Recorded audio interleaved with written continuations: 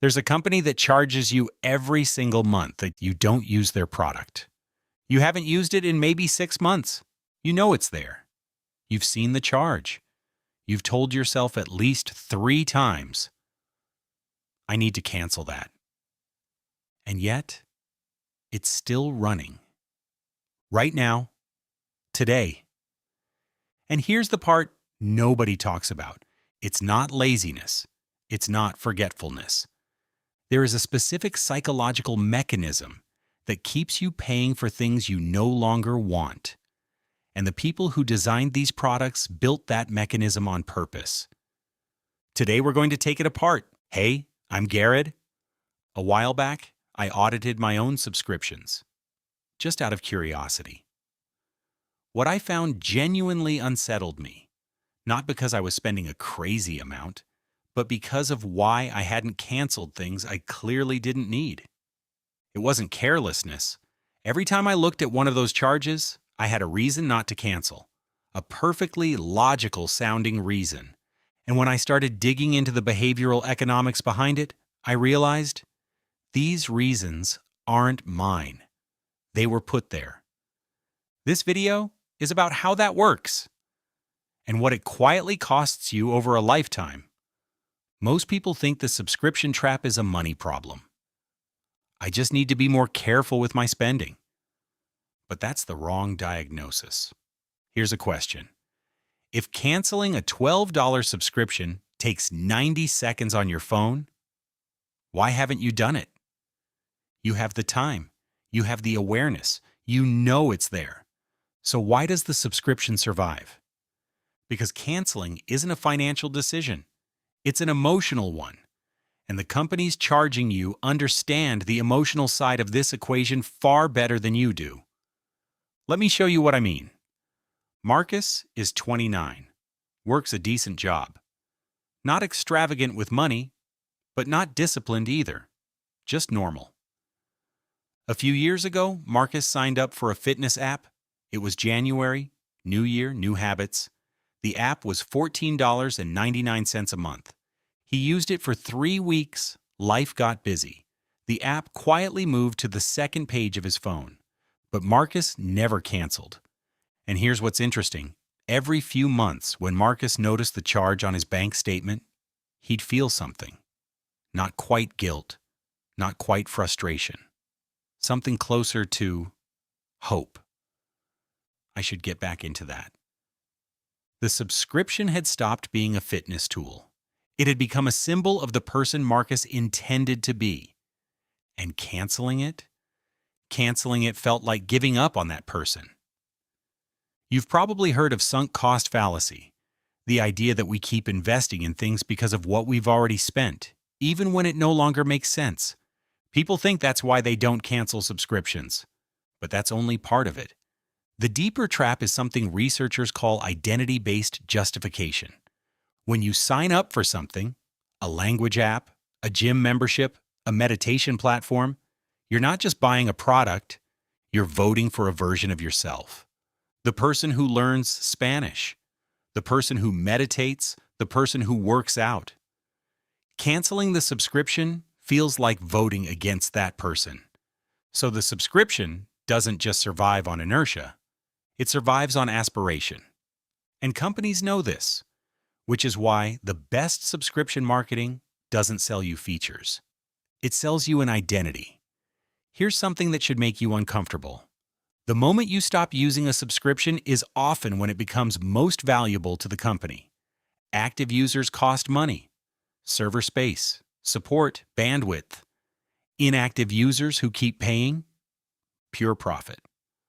The business model of modern subscriptions is partially built on the psychology of the person who can't bring themselves to quit.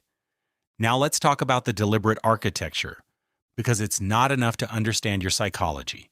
You need to see what's being built around that psychology. Subscription companies spend millions optimizing what's called the cancellation flow, the process you go through when you try to leave. Have you ever tried to cancel a subscription and been asked, "Are you sure? You'll lose all your saved data." Or, "Before you go, here's 3 months for free." Or, tell us why you're leaving. With a drop-down that takes 45 seconds to load? These aren't accidents. They're called dark patterns. Design choices engineered to increase friction at the moment you want to leave. And the research is clear. Every additional step in a cancellation process increases retention by a measurable percentage. They're not making it hard to cancel because of a technical limitation. They're making it hard because difficulty creates doubt, and doubt keeps your card on file. Let's talk about what this actually costs, not just in dollars, in something more important. Say you have 4 forgotten subscriptions, average $12 each, that's $48 a month, $576 a year. Over 10 years, with even modest investment returns, that's potentially $8,000 to $10,000. But here's the cost nobody calculates: mental load. Every subscription you don't cancel occupies a small but persistent amount of cognitive space, a tiny, unresolved to-do living in the back of your mind. Behavioral economists call this open loops, unfinished tasks that drain mental energy even when you're not actively thinking about them. Your brain is quietly carrying the weight of every subscription you haven't dealt with. And that weight, spread across dozens of small financial decisions you've been avoiding, contributes to a kind of low-grade financial stress that feels normal because it's constant. Here's the insight that reframed everything for me. We've moved from a purchase economy to a permission economy. Old model: you paid for something once. You owned it. The transaction was done. New model: you grant a company ongoing permission to charge you. And removing that permission requires your action. This is a fundamental psychological shift. In the old world, spending money was active. You chose to buy. In the new world, keeping money requires action. You have to choose to stop being charged. This sounds like a subtle difference. It isn't. Behavioral economics has a name for this: default bias. Humans are powerfully inclined to stay with whatever the default state is. We experience change as loss and inaction as safety.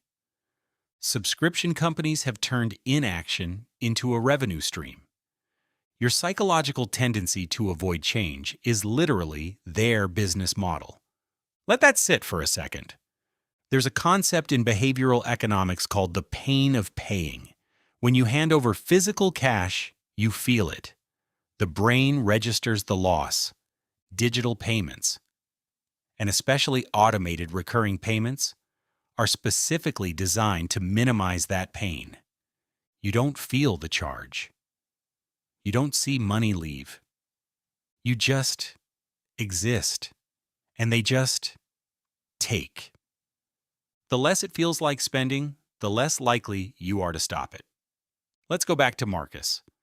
Eventually, Marcus did cancel the fitness app after 14 months of not using it. And the interesting thing? He felt a small wave of something like grief. Not about the money, about the person he was implicitly admitting he hadn't become.